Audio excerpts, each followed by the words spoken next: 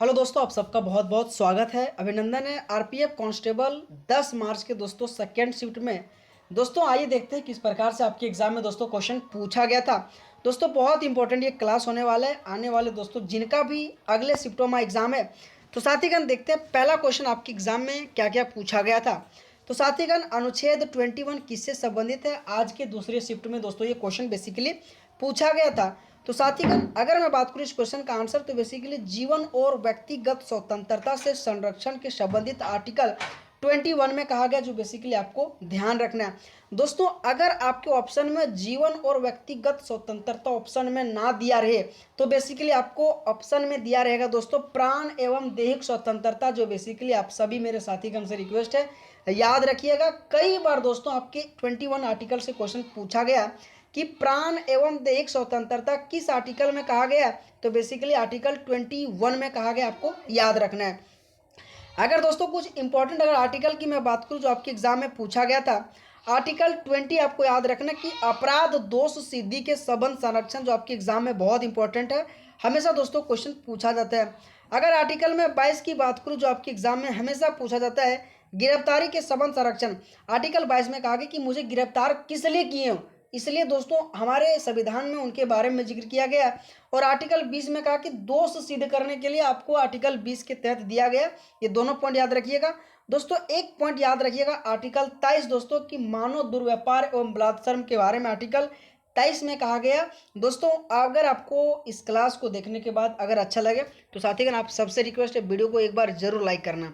अगर मैं अगला क्वेश्चन की बात करूं कि ग्राम पंचायत की गठन की नियुक्ति बेसिकली कौन करता है, दोस्तों ये भी क्वेश्चन आज के सेकंड शिफ्टों में है। अगर मैं बात करूं कि ग्राम पंचायत का गठन उसकी नियुक्ति सीधे तौर पर लोगों द्वारा चुनाव के माध्यम से होती है, जहां ग्राम पंचायत के सदस्य जो सरपंच और चुने जाते हैं, जबकि ग्राम पंचायत का सचिव सरकार द्वारा नियुक्त किया जाता है। दोस्तों आपके एग्जाम में ग्राम पंचायत से बहुत इंपॉर्टेंट है, आर्टिकल 40 में ग्राम पंचायत के बारे में कहा गया, जो आप सभी मेरे साथीगण से रिक्वेस्ट है आपको ये क्वेश्चन बेसिकली ये आता होगा। और दोस्तों इसी एग्जाम में आपके एग्जाम में कई बार पूछ लिया कि आर्टिकल 40 में किसके बारे में वर्णन है, तो बेसिकली ग्राम पंचायत के बारे में वर्णन है, जो कि आप सबको याद रखना है। उसी तरह से दोस्तों आपके एग्जाम में 12वीं अनुसूची और 11वीं अनुसूची से क्वेश्चन पूछा जाता है। अगर मैं बात करूं 11वीं अनुसूची जो बेसिकली पंचायती से संबंधित है और 12वीं सूची जो बेसिकली नगर निगम से संबंधित है, जो आपके एग्जाम में हमेशा दोस्तों इनसे रिलेटेड सूची आर्टिकल बहुत इंपॉर्टेंट है। ग्राम पंचायत, पंचायती राज, नगर निगम आप सबको याद रखना है। अगला क्वेश्चन पूछा गया था कि कुंवर अमन जो कि सिंह ने कहां से नेतृत्व किया गया था। दोस्तों अगर मैं बात करूं कि कुंवर अमन सिंह बेसिकली आपके जो कि मेरठ, कानपुर, लखनऊ, इलाहाबाद, झांसी और दिल्ली में भी आग भड़क उठी थी। ऐसे हालात में बाबू कुंवर सिंह ने अपने सेनापति जो मैकू सिंह एवं भारतीय सैनिकों का नेतृत्व जो 27 अप्रैल 1857 को दानापुर के सिपाहियों, भोजपुरी जवानों और अन्य साथियों के साथ आरा नगर पर बाबू वीर कुंवर सिंह ने कब्जा किया था, जो आपको याद रखिएगा। दोस्तों अगर मैं बात करूं आपके एग्जाम में 1857 की क्रांति से बार बार क्वेश्चन पूछा जाता है, चाहे रेलवे हो चाहे एसएससी, दोस्तों खूब क्वेश्चन पूछता है। अगर मैं बात करूं दोस्तों मंगल पांडे से बार बार क्वेश्चन पूछा जाता है कि मंगल पांडे कौन से इन्फेंट्री से संबंधित था, आपको याद रखना दोस्तों कि 34वें इन्फेंट्री से संबंधित आपके मंगल पांडे जी था, जो बैरकपुर से संबंधित आपके एग्जाम में बार बार क्वेश्चन पूछा जाता है। मैं उम्मीद करता हूँ दोस्तों आपको क्वेश्चन याद रखना है। अगर मैं अगला क्वेश्चन की बात करूं कि नालंदा विश्वविद्यालय बेसिकली किसने बनवाया था, दोस्तों अगर मैं बात करूं इस क्वेश्चन की आंसर गुप्त वंश के सम्राट कुमार गुप्त प्रथम ने दोस्तों नालंदा विश्वविद्यालय जो की स्थापना किया था। दोस्तों आप अगर रियली दोस्तों अगर आप तैयारी कर रहे हैं तो आपको ये क्लास हलवा लग रहा हो दोस्तों, क्योंकि आज का पेपर ही वैसे पूछ रखा है, तो दोस्तों मैं क्या करूं। लेकिन दोस्तों आपके लिए मैं कह रहा हूं दोस्तों कि जीएस का जीके जीएस का पेपर थोड़ा डाउन हो चुका है। दोस्तों आप जाइए बेस्ट एग्जाम देके आइए, टेंशन नहीं लेने का दोस्तों। कि नालंदा विश्वविद्यालय की जो कि स्थापना गुप्त वंश के सम्राट कुमार गुप्त प्रथम के द्वारा जो कि स्थापना किया गया था। और दोस्तों अगर मैं बात करूं आपके एग्जाम में इनसे रिलेटेड एक क्वेश्चन पूछा जाता है कि नालंदा विश्वविद्यालय की जो कि ध्वस्त किसने किया था, तो दोस्तों आपको कमेंट बॉक्स में आंसर करना है। क्योंकि दोस्तों अगर आप एक अच्छे तरीके से पढ़ाई कर रहे हैं दोस्तों, तो मैं उम्मीद करता हूं आप इस क्वेश्चन का आंसर दीजिएगा। नालंदा विश्वविद्यालय की स्थापना कुमारगुप्त प्रथम ने करवाया, लेकिन नालंदा विश्वविद्यालय को नष्ट किसके द्वारा करवाया गया था, ये बेसिकली आपको कमेंट बॉक्स में आंसर करना दोस्तों। मैं उम्मीद करता हूँ आप सब जरूर करना। अगर मैं अगला क्वेश्चन की बात करूँ दोस्तों कि आरबीआई द्वारा 2024 में उनका रेपो रेट कितना है दोस्तों, ये भी क्वेश्चन बार बार पूछा जाता है। अगर मैं बात करूँ 6.5% इस बार जो कि बना था आपके एग्जाम में दोस्तों। पहले शिफ्टों में भी आरबीआई से क्वेश्चन पूछा, दूसरे शिफ्टों में आरबीआई से क्वेश्चन पूछा, अभी तक दोस्तों कई बार आपके आरबीआई से क्वेश्चन पूछ रखा है। आइए दोस्तों कुछ आरबीआई से इंपॉर्टेंट फैक्ट जानते हैं। 1934 में आरबीआई का दोस्तों गठन किया गया था। 1935 में दोस्तों आरबीआई की स्थापना किया गया था। उससे ज़्यादा इंपॉर्टेंट 1949 बनता दोस्तों, जो बेसिकली आरबीआई का राष्ट्रीयकरण हुआ था। मैं दोस्तों उम्मीद करता हूँ आपको ये पॉइंट याद होगा। दोस्तों आपके आरबीआई से क्वेश्चन बार बार पूछा जाता है कि जब आरबीआई शुरुआती में जब आया था ना, तो बेसिकली कितने पूंजी के साथ आया था। उसी तरीके से दोस्तों आपके एग्जाम में एक आपके नाबार्ड से भी क्वेश्चन पूछा जाता है कि जब ये दोनों में आया था ना, तो शुरुआती पूंजी कितना आया था।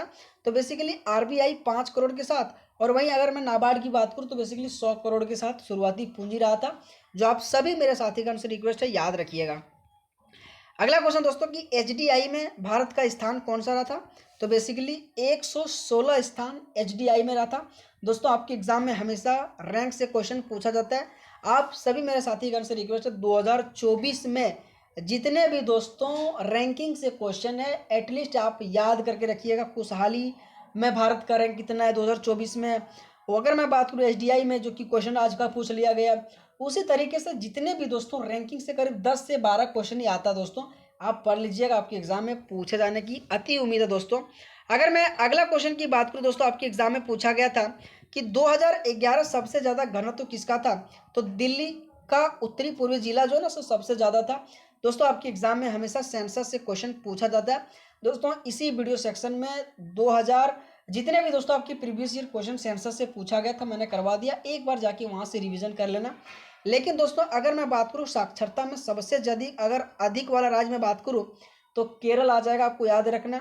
सबसे अगर मैं कम की बात करूँ तो बिहार आ जाएगा, और सबसे अगर मैं ज़्यादा यूटी की बात करूँ तो लक्षद्वीप आ जाएगा। आपके एग्जाम में हमेशा साक्षरते क्वेश्चन पूछा जाता है। अगर मैं ओवरऑल पे बात करूँ तो 74.04% भारत में साक्षरता दर है, जो आपके एग्जाम में बार बार क्वेश्चन पूछा जाता है, आपको ध्यान रखना है। अगर मैं बात करूं दोस्तों आपके एग्जाम में जनसंख्या घनत्व से क्वेश्चन पूछा जाता है, जो बेसिकली बिहार में सबसे ज़्यादा जनसंख्या घनत्व जो आपके एग्जाम में क्वेश्चन पूछा जाता है। लेकिन दोस्तों अगर मैं सबसे कम की बात करूं तो बेसिकली अरुणाचल प्रदेश में दोस्तों जनसंख्या घनत्व सबसे कम है, ये भी पॉइंट याद रखिएगा। कई बार दोस्तों आपके एग्जाम में जनसंख्या घनत्व से जनसंख्या से बार बार क्वेश्चन पूछा जाता है। अगला क्वेश्चन है कि राहुल आचार्य किस शास्त्रीय नृत्य से संबंधित है, तो ओडिसी के शिष्य राहुल आचार्य ने सचमुच ओडिसी नृत्य के कदम रखा, और बेसिकली ये ओडिसी से संबंधित था दोस्तों। आपके एग्जाम में 8 क्लासिकल डांस है। आप सभी मेरे साथीगण से रिक्वेस्ट है यार, कम से कम 8 के 8 कलाकार आप याद रख लेना। अगर मैं बात करूं ओडिसी से सबसे बड़ा नाम सोनल मानसिंह दोस्तों, लिख के ले लो, आपके एग्जाम में बार बार पूछा जाता है। उसके साथ साथ दोस्तों सोनल मानसिंह भारतनाट्यम से संबंधित है, लेकिन सोनल मानसिंह बेसिकली अगर मैं बात करूँ तो ओडिशा से संबंधित, आपके याद रखिएगा। उनका पद्म भूषण और पद्म विभूषण 2 पॉइंट याद रखिएगा, जो 1992 और 2003 में मिला था। आपके एग्जाम में बार बार क्वेश्चन पूछा जाता है। आपके एग्जाम में संयुक्ता पानीग्राही दोस्तों, ये भी बेसिकली ओडिसी से संबंधित है, और ये भी दोस्तों बहुत इंपॉर्टेंट आपके एग्जाम में क्वेश्चन पूछा जाता है। मेरे साथीगण आप सभी से राह दे रहे कि आप कम से कम दोस्तों 8 के 8 दोस्तों शास्त्रीय नृत्य के कलाकार जो आपके एग्जाम में बार बार पूछा जाता है, आपको याद रखना है। अगर मैं अगले क्वेश्चन की बात करूं कि मनु भाकर बेसिकली किसके ब्रांड एम्बेसडर है, अगर मैं बात करूं कि भारत के बंदरगाह जो जहाज रानी और जलमार्ग मंत्रालय ने मंगलवार को दोहरी ओलंपिक पदक विजेता मनु भाकर को ब्रांड एम्बेसडर नियुक्त किया गया था, जो आपके एग्जाम में दोस्तों आज के क्वेश्चन पूछा गया था। तो साथीगण आप सबको क्लास कैसा लगा, और साथीगण अगर आप सभी को क्लास अच्छा लगा हो यार, तो आप सबसे रिक्वेस्ट है यार वीडियो को लाइक जरूर करना। और अगर आपको अच्छा लगा और इसी तरीके से दोस्तों आपको क्लास चाहिए तो मेरे साथीगण चैनल को आप जरूर सब्सक्राइब कीजिएगा। तो आप सभी का पुनः एक बार बहुत बहुत धन्यवाद। थैंक यू सो मच, आप सभी मेरे साथीगण को थैंक यू सो मच।